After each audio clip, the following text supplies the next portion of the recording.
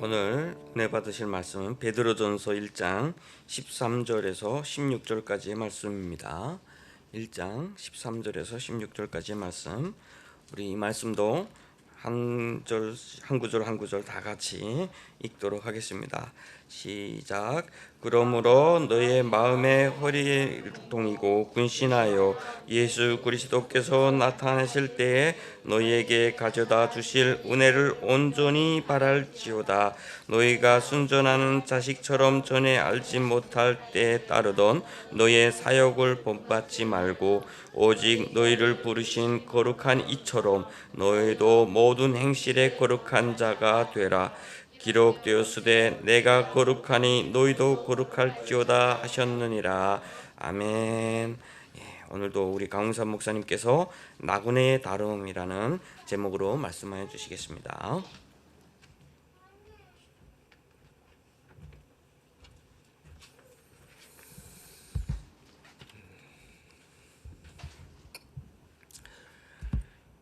몇 주 전부터 제가 베드로전서를 같이 나누고 있습니다.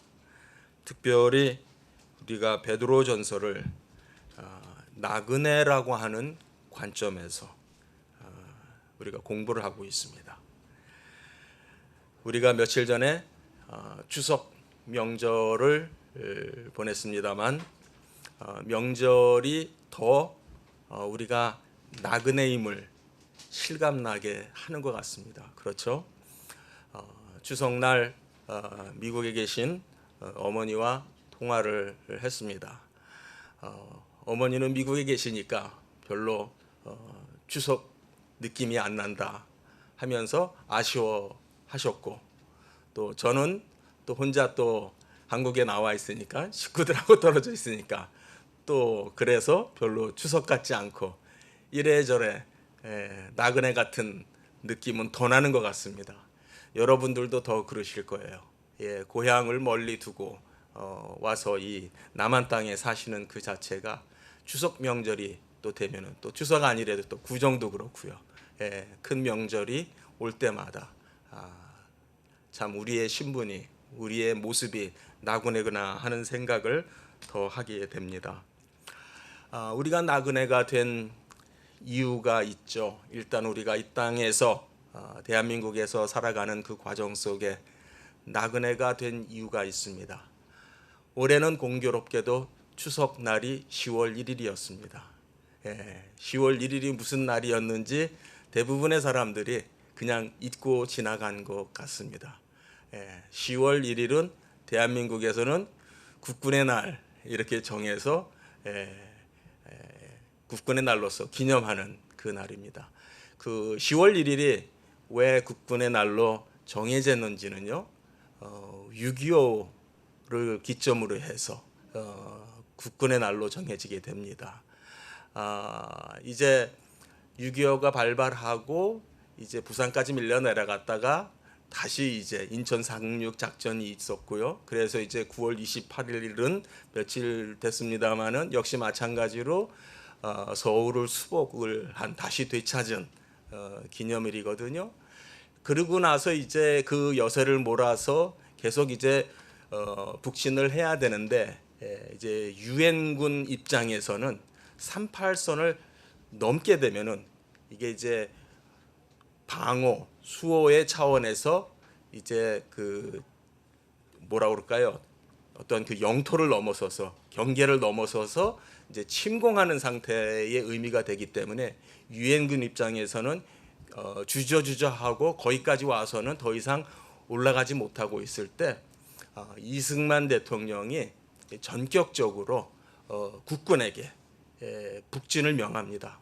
그때 이제 동부전선, 그러니까 강원도 쪽이겠죠. 를 지키던 제3사단이 밀고 올라간 그 날이 10월 1일이라고 합니다. 그래서 그날을 기념해서 하필이면 왜 국군의 날이 10월 1일이 됐느냐, 그렇게 해서 10월 1일이 국군의 날이 됐다고 합니다. 그러니까 우리는 추석을 보내느라고 혹시 잊고 지나갔을 수도 있습니다. 더 거슬러 올라가면은 올해가 바로 6.25 전쟁이 발발한 지 70년이 되는 해이기도 하죠. 저는 70년이 되는 이 해를 생각하면서 그때 제가 미국에 있었어요. 제가 있는 지역이 워싱턴에서 불과 1시간이 채 안 되는 거리에 살고 있습니다. 그래서 제가 혼자서 워싱턴 DC에 가면은 그 6.25 전쟁 그 기념 뭐라고 해야 되는지 모르겠어요. 이제 그 메모리얼이라고 그래요. 그러니까 이제 기념관은 아니고요. 기념하는 그러한 그 조각물들을, 그러니까 그 다른 거기에 기념관들은 예를 들어서 옛날 대통령들 이렇게 기념하는 그런 기념관들은 큰 이렇게 건물로 되어져 있는데 6.25 기념 그 관은 어떤 건물이 아니고 그 군인들이 정말 전투 중에 있는 그 모습들을 그 상으로 이렇게 세워서, 그러니까 그 필드에서 그 전투지에서 정말 무전기 들고 총 메고 이렇게 이렇게 가고 있는 그 모습을 마치 살아있는 모습처럼 그렇게 동상들을 쭉 이렇게 세워서 정말 이렇게 전투를 했구나라고 하는 것이 느껴지게끔 그렇게 조각을 많이 해서 세워놨습니다. 정말 의미 있는 그런 그 기념관이고요. 비교적 미국에서도 그것이 늦게 세워졌죠. 사실 세워진 지가 얼마 안 돼요. 6.25 전쟁이 정말 잊혀져가는 전쟁으로서 사람들한테 그럴 때쯤에 그 6.25 전쟁을, 또는 요즘 6.25 전쟁이라고 안 그러고 이제 코리안 워라고 그러잖아요. 한국 전쟁. 그렇게 이름이 돼가지고 거기에를 저 혼자서 그 6.25 전쟁을 생각하면서 이제 그 갔던 기억이 있습니다. 제가 사진도 찍어오고 그랬는데 거기에 가면은 맨 앞에 동판이 큰 게 하나 있어요. 그 동판에 뭐라고 쓰여 있냐면은 알지 못하는, 우리가 전혀 알지 못했던 나라를 위해서, 그리고 만나본 적이 없는 사람들을 위해서 싸우기 위해서, 그 나라를 지키기 위해서 그 부름에 응했던 이 나라의 아들과 딸들을 이 나라는 기립니다, 기억합니다 라고 하는 내용의 동판이 거기에 있습니다. 참 그것을 보면서 여러 가지 생각을 했어요. 정말 대한민국이라고 하는 나라가 어떻게 생겨났고 또 어떻게 존재하게 됐었는지, 정말 그 나라를 지키기 위해서 얼마나 많은, 사실 지금 반대로 내 아들이 이제 막내가 이제 대학교 4학년이고 이제 친구들이 이제 군 복무를 마치고 이제 제대하고 이제 그러는 그때고요. 그런데 내 아들이 정말 남의 나라에 그렇게 싸우러 간다라는 것 자체만으로 내 나라에서 군 복무를 하는 게 아니라 남의 나라를 지키러 간다라는 것만으로도 정말 쉽지 않을 것 같아요. 그런데 거기에 가서 몇만 명의, 약 4만 명 정도의 미군이 생명을 잃게 됩니다. 6.25 전쟁에서. 그렇게 대한민국을 지켜줬다라고 하는 것을 생각을 하면서, 중요한 거는 우리가 그 죽음들을 기억하는, 거기에 보면은 아너한다라고 되어 있어요. 그들의 생명을 아너한다. 정말 아너라고 하는 말은 굉장히 격이 높은 말이죠. 쉽게 해석하면 기린다, 기념한다, 또는 정말 숭고하게 생각한다, 이제 그런 뜻이 되겠습니다만은, 정말 그렇게 하는 방법은 제 생각에는 바로 지금 현재 아직도 이 전쟁이 끝나지 않았다라고 하는 것을 잊지 않는 거라고 생각해요. 정말 이 전쟁이 아직도 끝나지 않았다라고 하는 것을 우리는 잊을 수가 없죠. 어떻게 보면은 저는 그렇게 생각해요.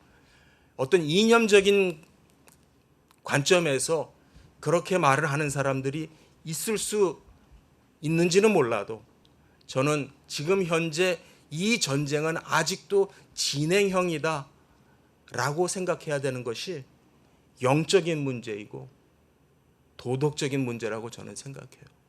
정말 우리가 그렇게 많은 사람들이, 어떻게 보면은 상관없는 사람들이 이 땅에 와서 그렇게 죽은 그 죽음을 기억하는 방법은 아직까지 끝나지 않은 이 전쟁을 우리가 있는 그대로 받아들이는 것이라고 생각합니다.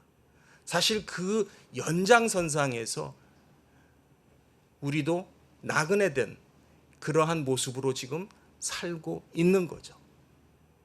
저는 이 베드로전서를 통해서 하나님께서 다시금 우리에게 우리가 누구인지를 상기시켜 주시고 계신다라고 생각을 해요. 지난번에도 말씀드렸습니다마는 우리는 이 베드로전서를 읽을 때, 들을 때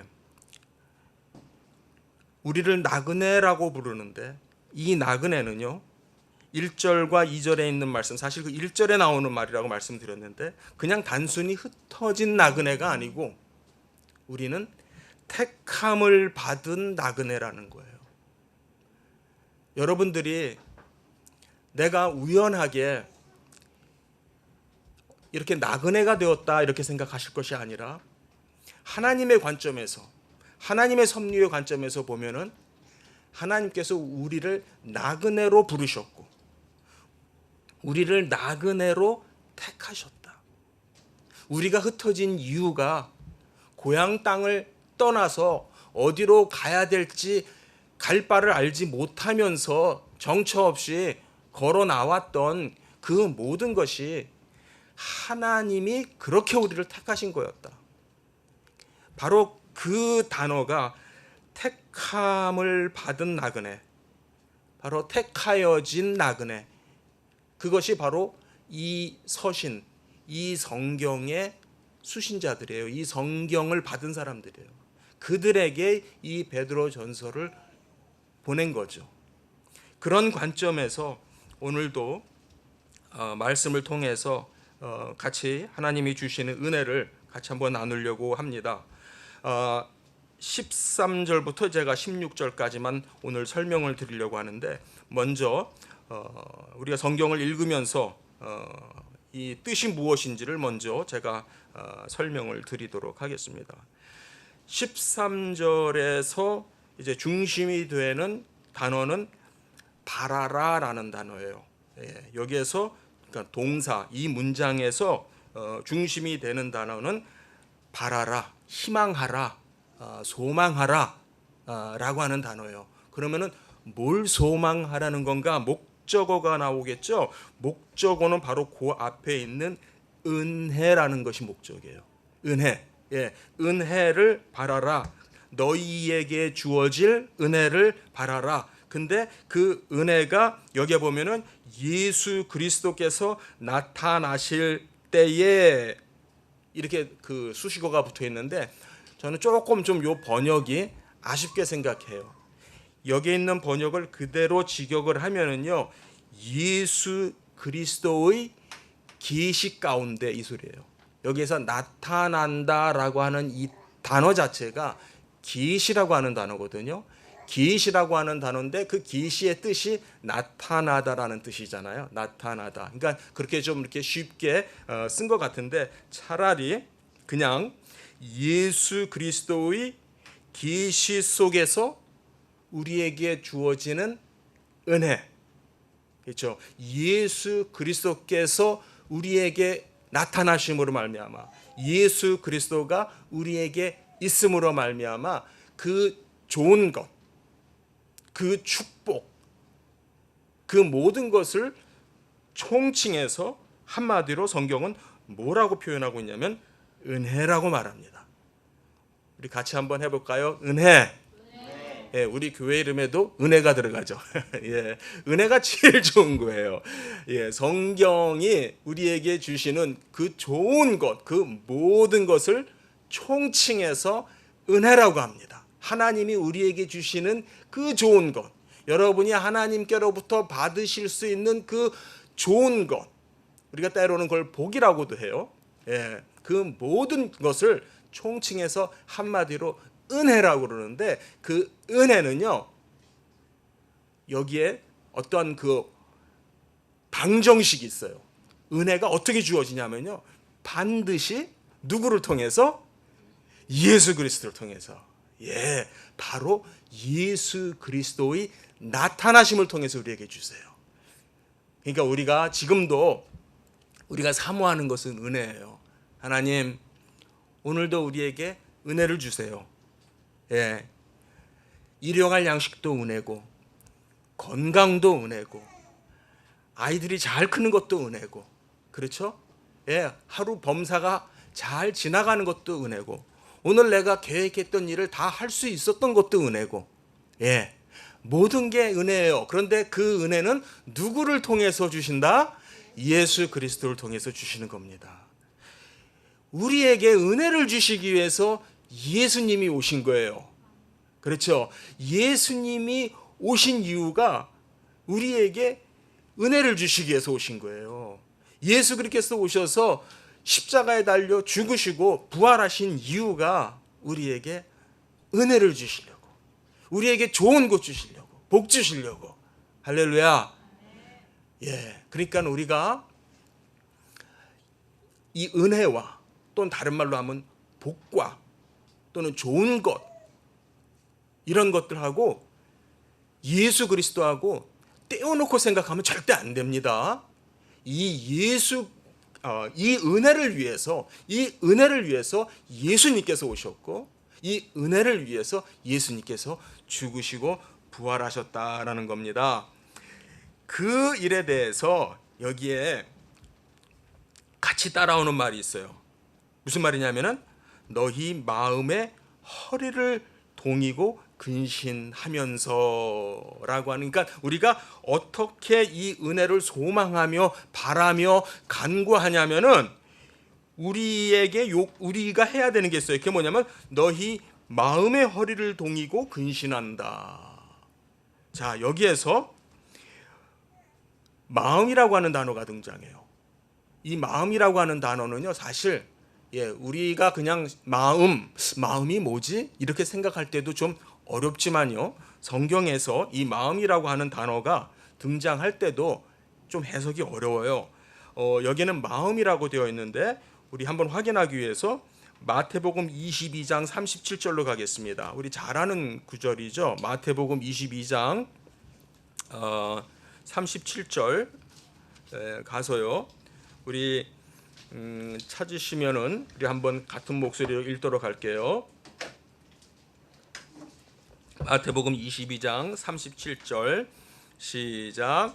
예수께서 이르시되 내 마음을 다하고 목숨을 다하고 뜻을 다하여 주 너의 하나님을 사랑하라 하셨으니, 이 말씀 잘 아는 말씀이죠. 신명기 6장에서 하시는 말씀이에요. 이스라엘아 들으라 하면서, 그렇죠? 굉장히 유명한 말씀이죠. 그런데 여기에 보니까 하나님을 사랑하는데 어떻게 사랑하느냐? 내 마음을 다하고 목숨을 다하고 뜻을 다하라. 근데 우리 한글 성경으로 보게 되면 살짝 여기서 오해할 수 있어요. 여기 먼저 나오는 내 마음을 다하고 할 때, 이 마음은요,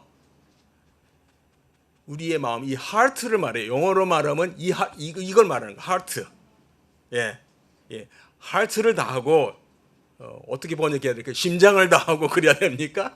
좀 어렵죠. heart를 다한다. 영어로도 그 heart라는 표현이 직역은 아니거든요. 약간 은의적인 표현이거든요. 그러니까 하나님께서 내 heart를 다하고, 그 다음에 목숨을 다하고, 이거는 직역하면 영혼을 다하고, 이 영혼이라고 하는 단어는 성경에서 흔히 생명을 가리키는 말로도 나와요. 그래서 우리 한글 성경이 목숨이라고 번역을 한 것 같아요. 그러니까 직역을 하면 내 하트, 심장, 가슴을 다하고, 그걸 이제 마음이라고 옮겼어요. 또는 내 영혼을 다하고, 생명, 목숨을 다하고, 그 다음에 나오는 단어가 뜻인데, 이 뜻이 좀 전에 우리가 베드로전서 1장에서 읽었던 그 마음이라고 하는 단어예요. 그러니까 여기에서는 마태복음 22장 37절에서는 같은 단어가 뜻으로 번역이 됐어요. 그러니까 중요한 건 뭐냐면 영어로 하면은 마인드죠.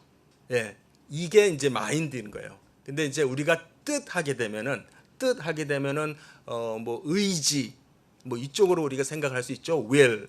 예, 근데 그것보다 여기에서 뜻을 다하고 이 말은 내 모든 마인드를 다하고 내 모든 마음을 다하고 예, 그 뜻이에요. 그래서 제가 여러분에게 너희의 마음의 허리를 동인다.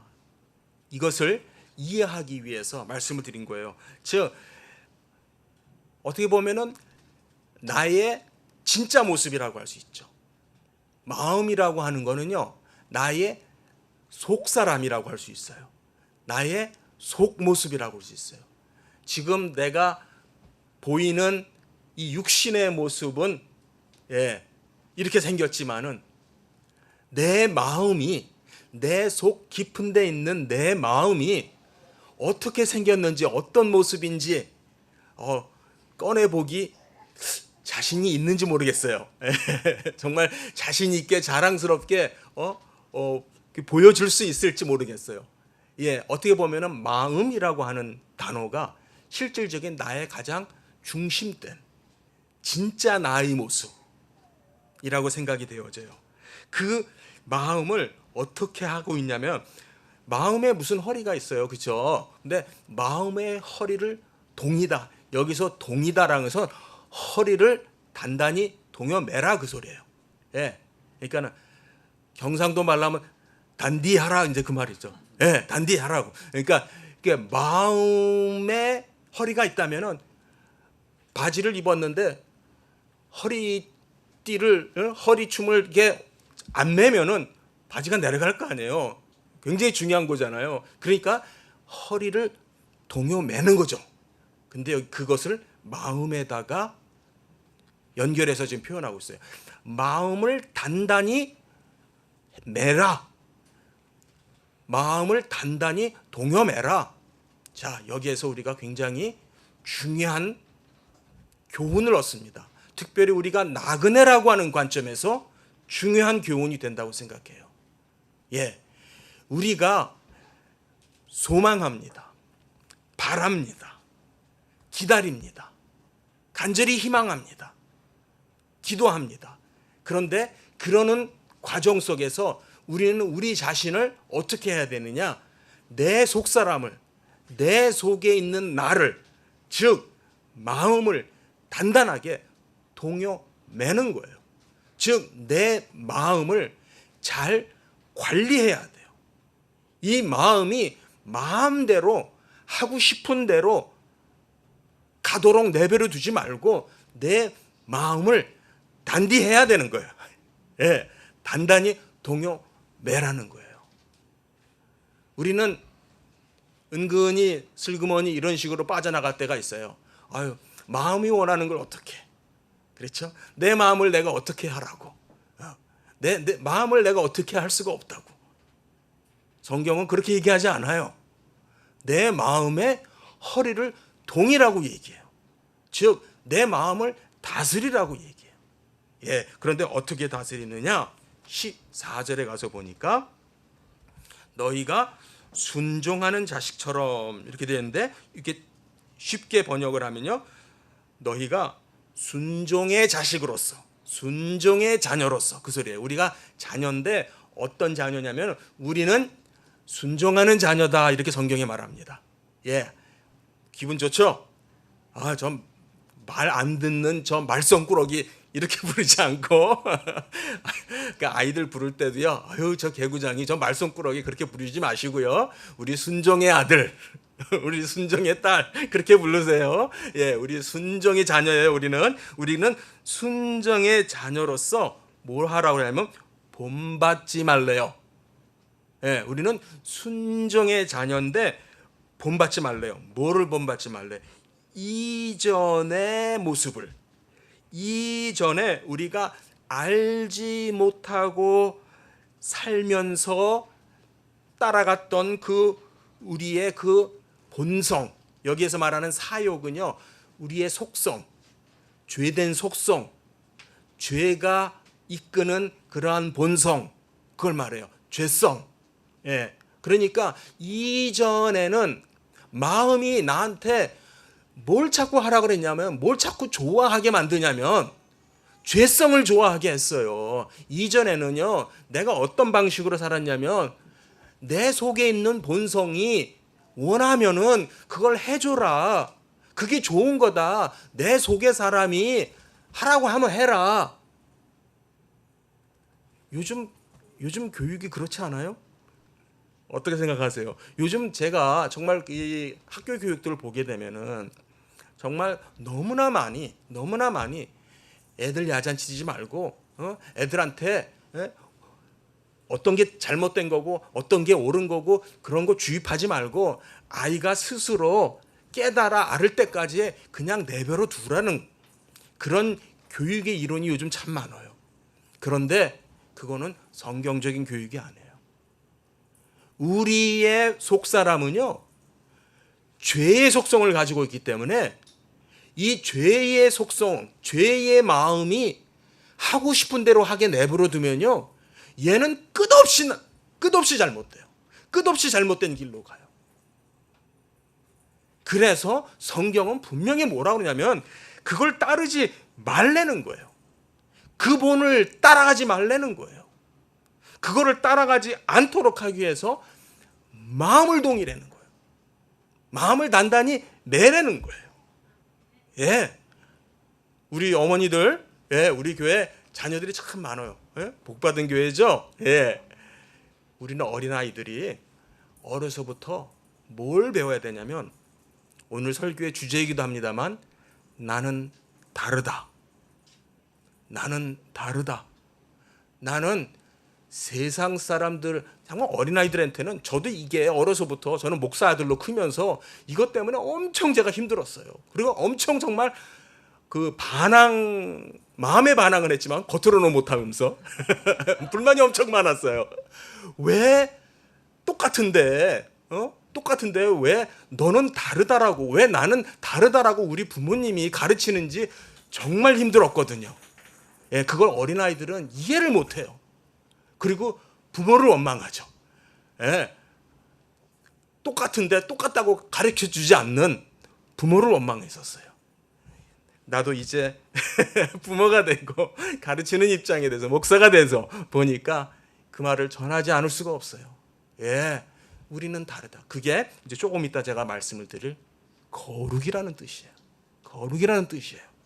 그런데 특별히 다시 한번 강조합니다만, 우리는 나그네로서 다른 거예요. 우리가 나그네 됨이 다른 거예요. 우리가 다른 것은 바로 그 사명이 있어서 다른 거예요. 그게 바로 나그네의 사명이에요. 그래서 15절에 들어가니까, 그래서 이제 14절에 한 말씀을 토대로 해서 15절에 뭐라 그러냐면은, 너희를 부르시니, 그렇죠, 우리를 나그네로 부르셨어요. 그냥 우리가 나그네로 흩어진 게 아니고, 예, 그래서 우리가 그냥 치근하고 불쌍하고 그래서 그냥 스스로 연민에 사로잡히고 그러는 나그네가 아니고, 우리를 성경은 불렀다라고 했습니다. 택하셨다 그랬어요. 우리는 택함 받은 나그네예요.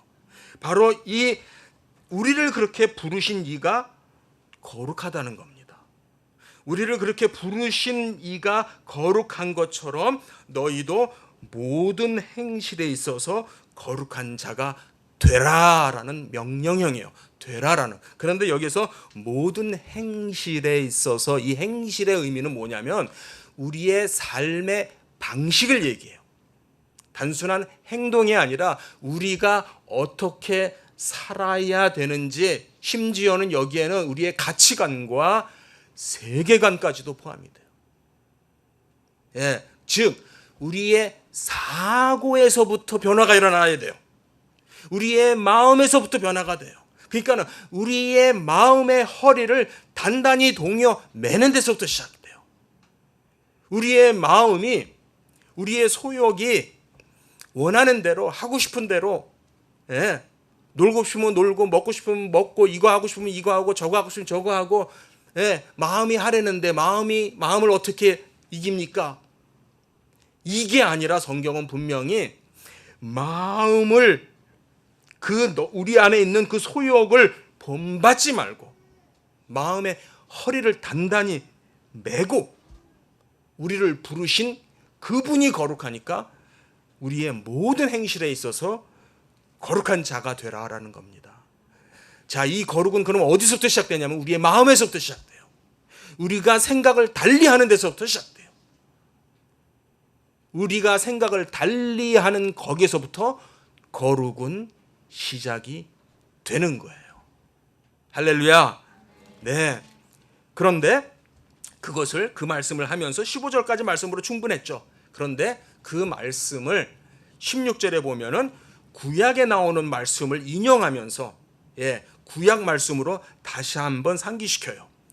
즉 지금 이 나그네들, 지금 박해 가운데 흩어져 있는 이 나그네들, 그러나 그냥 어쩌다가 흩어져서 그냥 있는 박해를 받고 있는 그냥 불쌍한 나그네가 아니고 분명히 하나님은 이들을 택하셨다고 그랬어요.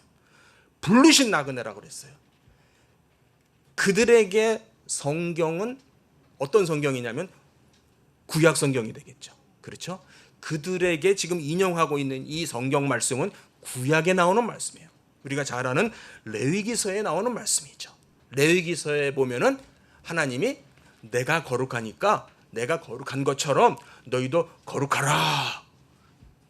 내가 거룩하니 너희도 거룩하라. 이런 말씀을 했어요.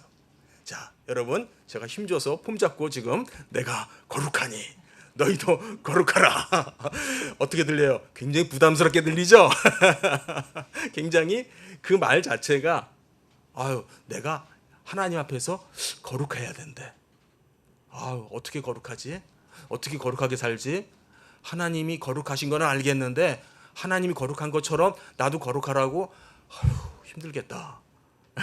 힘들겠다. 어떡하냐? 그런 생각이 먼저 들죠.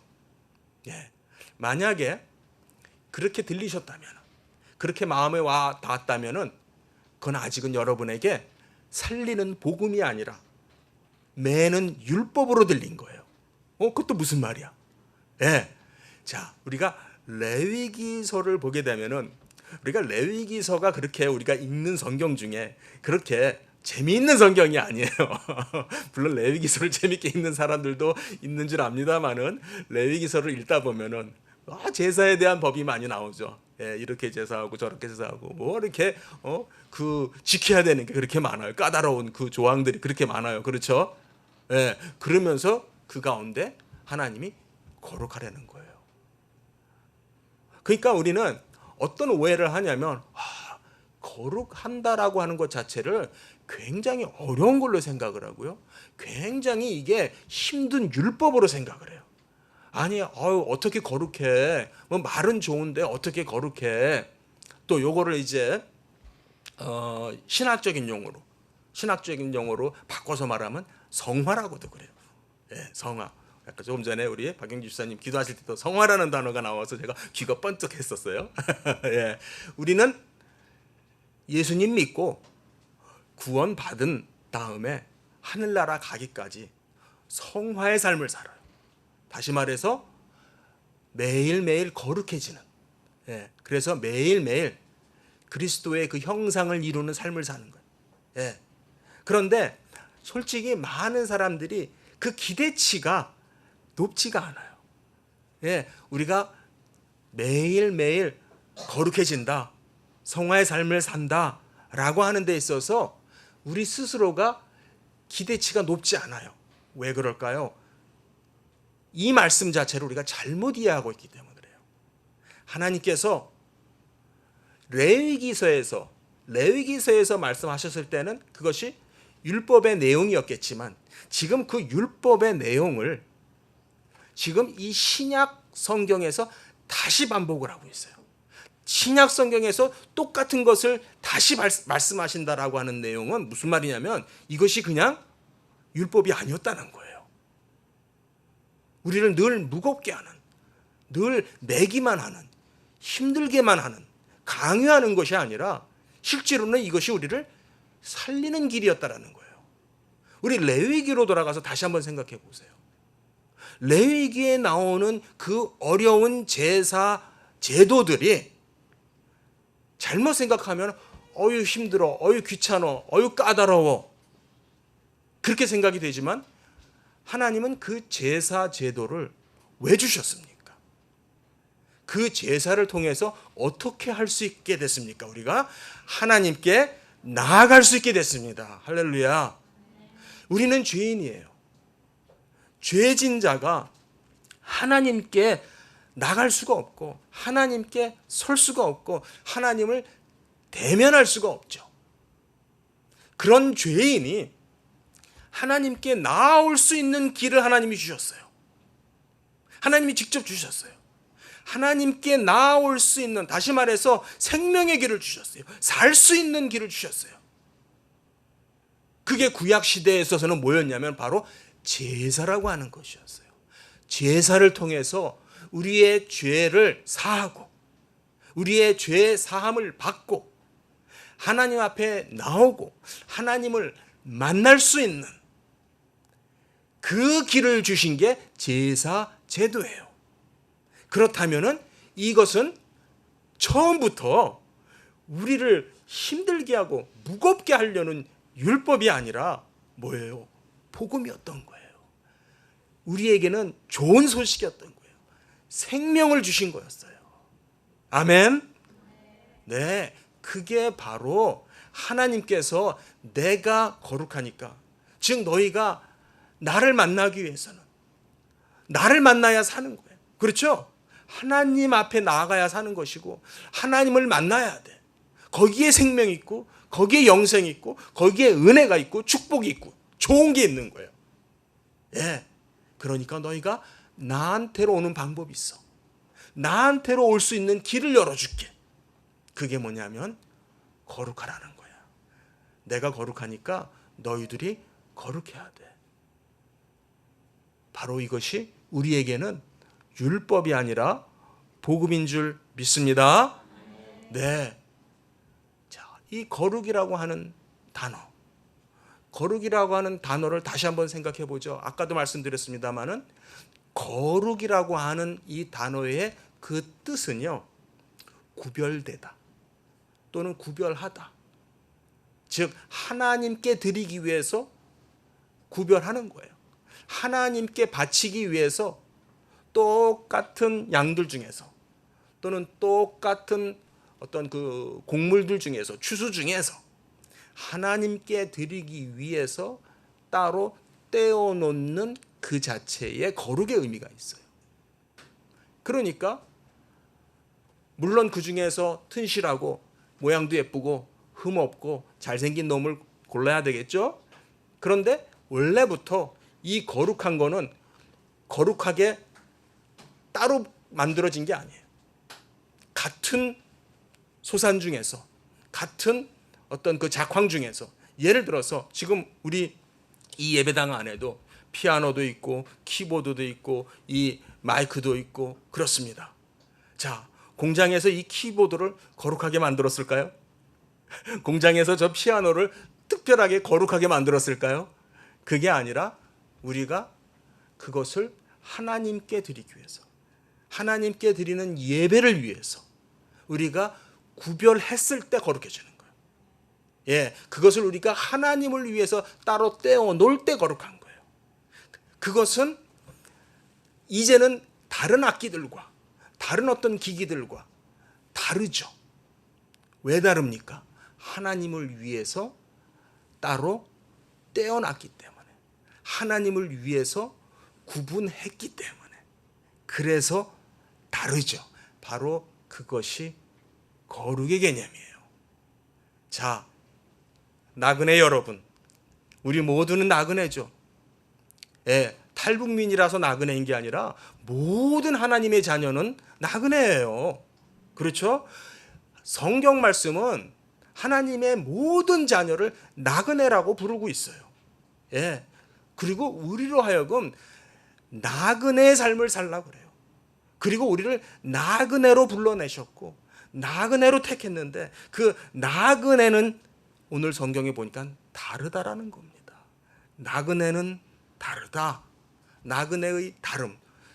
오늘 제가 이 설교 제목을 붙이느라고 고심을 한 일주일 내내 했어요. 뭐 제가 이제 강해 설교를 순서대로 하니까 본문은 있잖아요. 예. 그런데 이거를 제목을 어떻게 붙여야 적절할까? 먼저 제목을 우리 목사님한테 보냈다가 이거 마음에 안 들어요. 너무 딱딱해. 그래서 이렇게 좀 바꿨어요. 나그네의 다름. 어떻게 보면은 시적인 것 같기도 하면서 어떻게 보면은 이게 무슨 소리야 싶은 것 같기도 하면서. 나그네는 다른데 바로 그 다름이 하나님께서 우리를 불러내신 목적이라는 겁니다. 바로 우리가 다름을 이 세상에서 보여줘야 돼요. 그게 우리가 해야 될 사명입니다. 지금 여기에 보면은 우리로 하여금 거룩한 자가 되라라고 명령을 했어요. 다르게 말하면 다른 사람이 되라라고 명령한 거예요.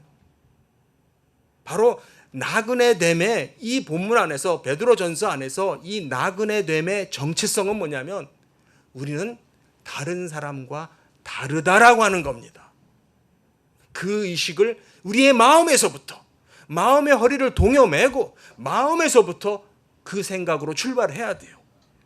이전에 우리가 살던 그러한 방식을 따라가지 말라는 거예요.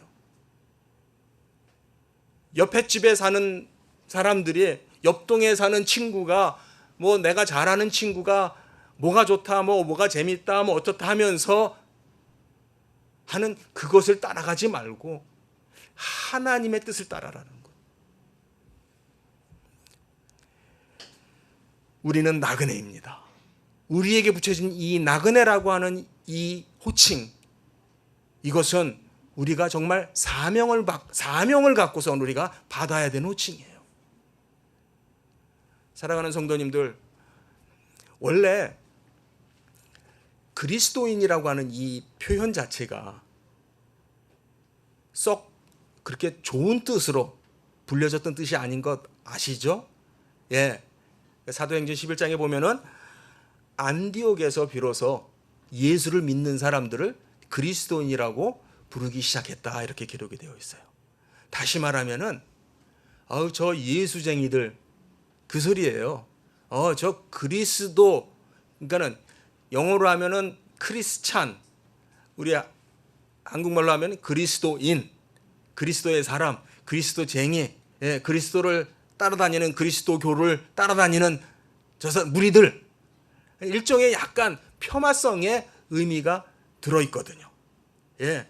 그러나 우리는 이제 그 그리스도인이라고 하는 것이 우리의 자랑스러운, 우리가 감사해야 될 정체성이 됐습니다. 우리의 이름이 됐습니다. 할렐루야. 예. 이제 우리는 더 나아가서 우리는 나그네라는 것. 그런데 사명을 주어서 이 땅으로 보내신 나그네라고 하는 것. 이걸 여러분들 기억하시기 바랍니다. 옛날에요. 1630년도에 좀 오래됐죠. 한 400년쯤 전이에요. 영국에서 청교도들이 미국으로 건너갔습니다. 청교도들이 배를 타고 미국으로 건너가면서요. 그때 배에서 내리기 전에 존 윈트롭이라고 하는, 아직은 그때 이제 미국이라고 하는 나라가 만들어지기 훨씬 전이죠. 1630년이니까 미국은 1776년도에 독립선언을 하니까 아직도 뭐 한참 먼 그런 시점에 이 미국이라고 하는 대륙에 일부의 사람들이 박해를 피해서 오긴 왔지만 단순히 박해를 피한 것이 아니라 미션을 가지고 왔어요. 사명을 가지고 왔어요.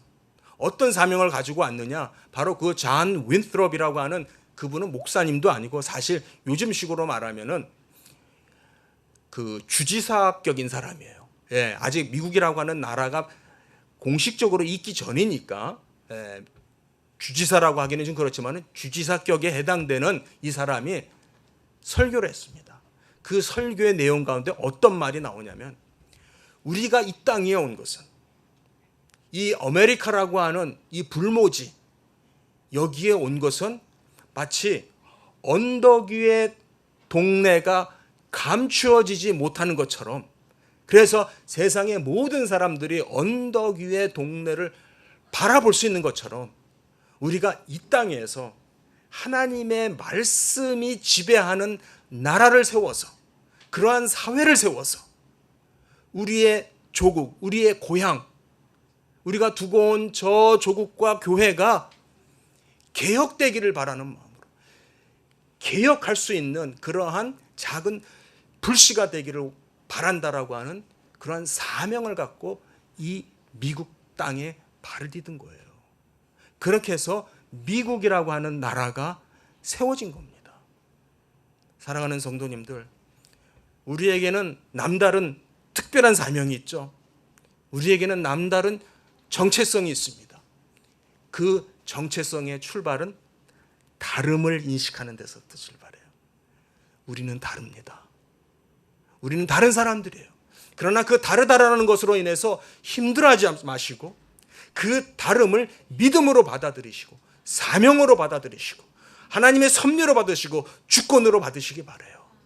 그것을 이루기 위해서 정말 우리 인천 한나라 은혜교회를 세워가는 우리 성도님들 되시기를 축복드립니다.